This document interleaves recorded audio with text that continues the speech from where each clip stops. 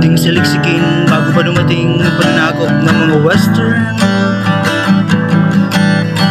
bago pa dumating ng Espanyol, bago pa dumating ang mga Hapon. Ano ang tunay na kwento sa likod ng mga tunay na kwentong himagsikan? Pananakop galing sa ating pinagmulang tribo ng mga katutubo.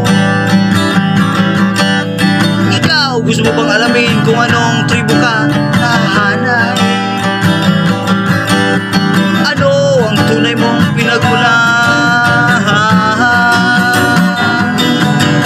Kaya't ang Dewey Boulevard ngayon ay Rojas Boulevard. Kaya't ang Highway 54 ngayon ay Epifanio de los Santos. Kaya't ang Murphy Street ngayon ay Boniserrano. Kaya't ang Roosevelt ngayon ay Fernando Po Jr. Mahalin natin ang sariling atin. Ito ang tunay na dapat ipamalas sa ating